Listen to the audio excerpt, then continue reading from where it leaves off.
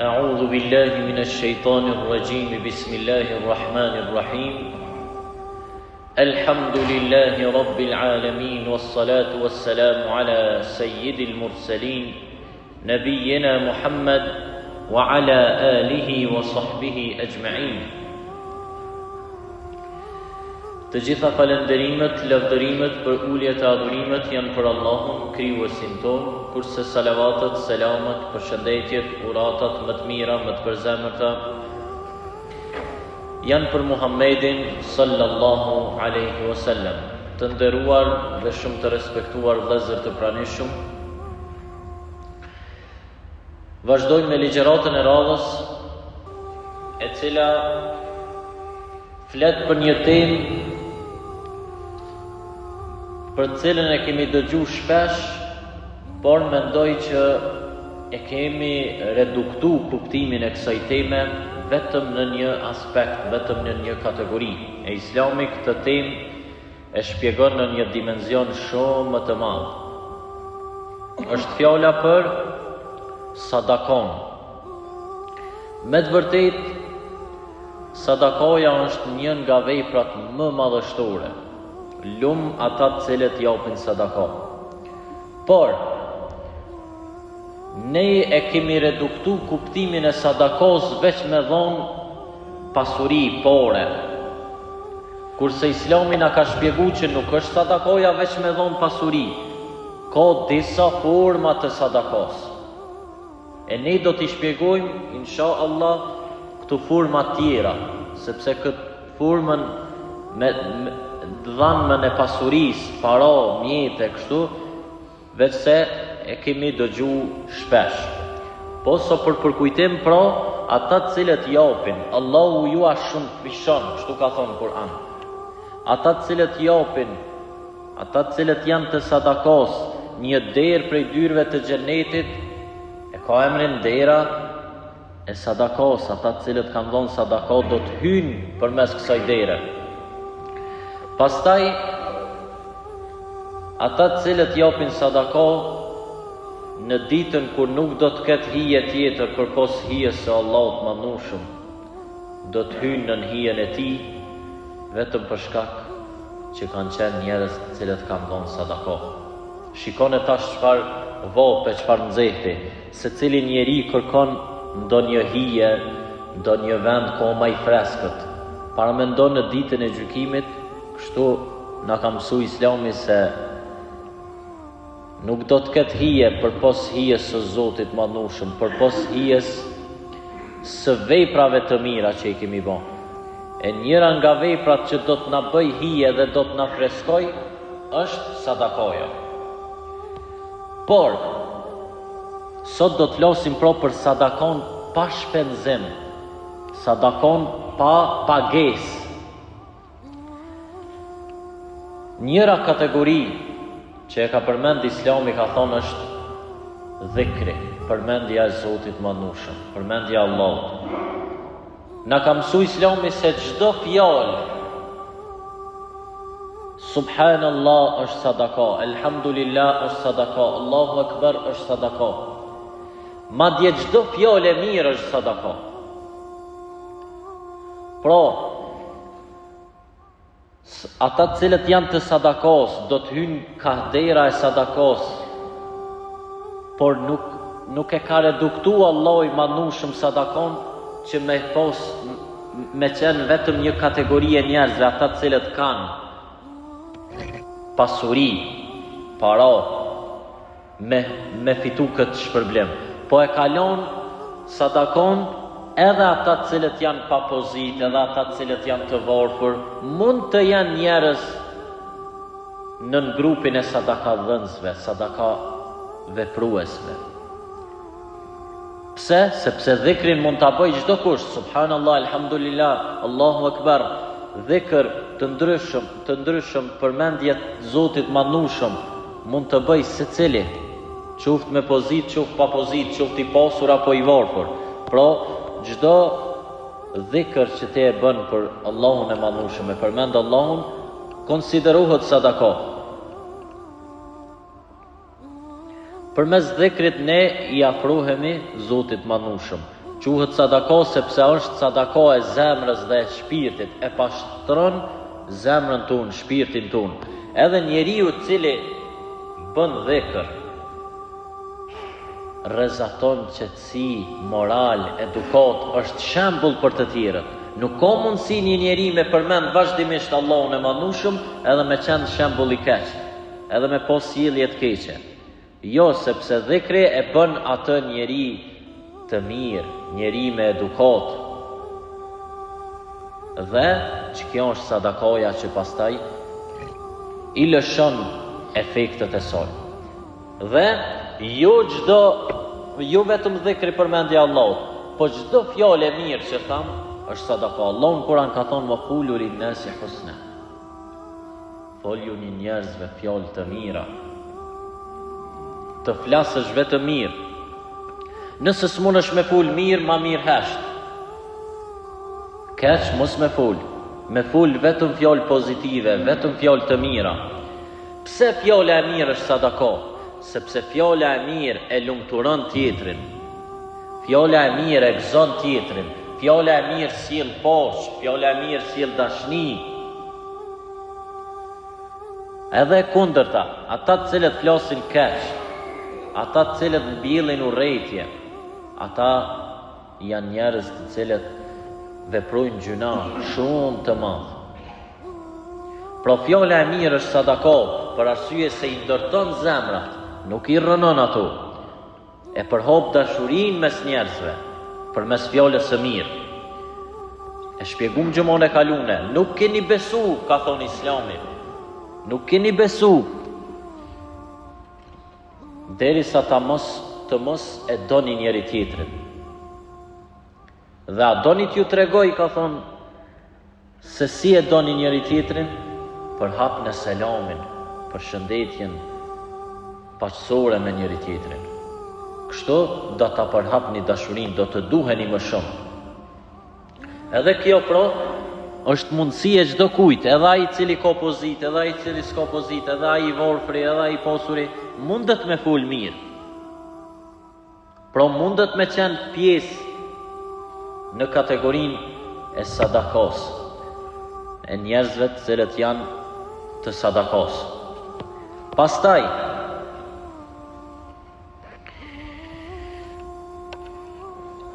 ecja për në xhami ka orë në tekstet islame se është sadaka madhështore. Për çdo hap që e bën besimtari drejt xhamis, ju shkruhet nga një sadaka. Gjithë ju që keni orë sot këtu, për çdo hap që e keni bërë duke orë këtu, Allahu po na garanton, po thot për çdo hap ka nga një sevap, nga një sadaka. Dhe për çdo hap ka fshirje të gjunaheve. Dhe për çdo hap ka ngritje tek Zoti i Madhnushëm në shkallë të larta në xhenet. Pra edhe këtë mund ta bëj edhe ai i cili nuk ka pasuri, para, edhe ai i cili është i varfër.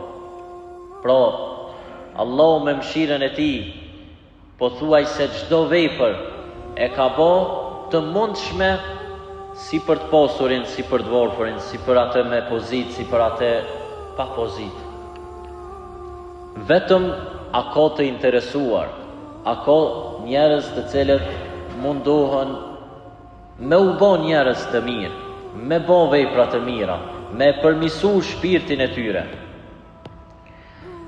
Pra ecja për xhami është pjesë e sadakas, është sadaka fizike. Ecja për xhami e dëshmon besimin tënd. Ecja për në xhami e ka mirësitë e saj, sado që na duket e thjesht.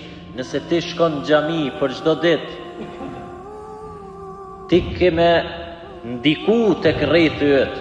Ata të cilët shohin duke shku në xhami, do t'ju shkoj mendja dhe atyre, nëse heq pak do t'ju shkoj mendja se kjo është një vepër madhështore, edhe unë duhet sa më shpejt me shku drejt xhamis. Pro ti bën davet vetëm duke ecë drejt xhamis. E mos fulmi nëse fillon edhe me ful fjalë të mira që e përmendëm para kësaj. Pro krejt këtu duke shku në xhami sadaka, duke ful mirë sadaka, duke përmend Allahun sadaka. Pra shumë let besimtari mund të hyjë në grupin e njerëzve të sadakas. Përveç asoj, pra që tham, edhe me pasuri, me të vërtet ata të cilët vojnë pasuri, bojnë një vepër madhështore. Shumë gjëra të islamit e të muslimanëve sot realizohen nëpërmjet njerëzve të cilët japin, nëpërmjet njerëzve bujar. Po të mos ishin ata, shumë gjëra do të ngecnin, nuk do të hecnin. Pra është një vepër madhështore. Por sot pra jemi duke ful për sadakon pa pagesë, pa shpenzim, vetëm një fjalë e mirë e jotja, vetëm një ecje jotja drejt xhamis, pra një sjellje jotja e mirë, vetëm një lidhje jotja me Zotin e Madhnushëm. Pra dhikri mund të fus ty në kategorinë e njerëzve të sadakas. Pastaj, heqja një pengese nga rruga, kështu ka ardhur. Heqja një pengese nga rruga është shenjë e besimit. Është pjesë e besimit. Heqja një pengese nga rruga është sadaka. So pengesa hasim ne, so mbeturina hasim ne në rrugë. A jemi prej atyre që mundohemi me i heq pengesat gjatë rrugës, apo me i shtu pengesat? Me hy më thellë në këtë shpjegim, kemi pengesa ne muslimanët edhe në aspektin shpirtëror, flosëm keq për njëri tjetrin, e pengojmë njëri tjetrin mos me pas sukses. Taman e shohim dikë që ka sukses, çka o një e zezë nëse dim për to, me njëherë mundohemi me shpalos, jo me jambulu tjetrit metën. Pra, jo rasisht heqja e pengesave në rrugë është përmend se është pjesë e sadakas. Rruga, edhe në aspektin fizik, duke orë drejt xhamisë, këtë rrugë që e bojmë, po edhe në aspektin shpirtëror, rruga e suksesit të dikujt.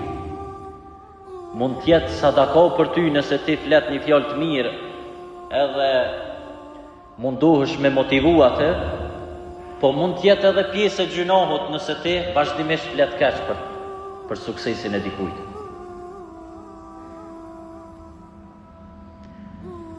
Pra, ne fetarët sidomos, duhet me pas kujdes, nuk na ka hije as pak, as kujt nuk i ka hije, po sidomos neve fetarëve, me po tjetrin duke pas sukses, duke bo vepra të mira, duke qenë një angazhum, duke kontribu në cilin do profesion që është ai, qoftë hoxh, qoftë mjet, qoftë çka do që është mësues, ti duhet me ful fjalë të mira, me thonë të vërtetën, drejtësini, kena pos derset në gjumat e kaluara. Edhe nëse ty s'ta do zemra qatë person. Po ne fetarët shpesh herë hasëm në njerëz, ndoshta edhe ne udhëheqësit fetar mund të na shihni duke ful fjalë të pahishme ndaj tjetrit që po punon.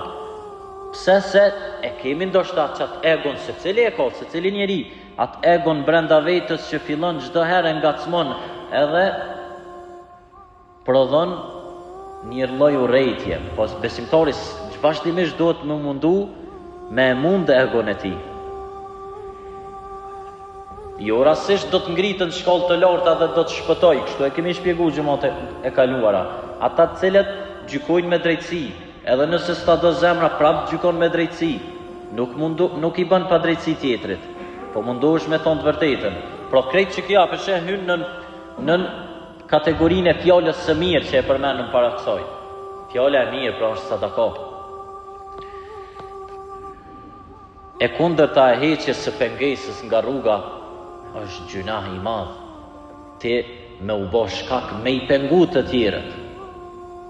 Qoftë në rrugë, qoftë një mbeturin që e hedh ti në rrugë, shpesh herë ne i shohim njerëz të ndryshëm të cilët e hapin xhamin e makinës dhe e gjujnë qoftë një letër shumë të thjesht, qoftë ndoshta edhe më shumë, me lehtësi tepër të madhe, edhe me asnjë ndjenjë që ti i të bën një vepër shumë të rëndë, është gjuna i madh.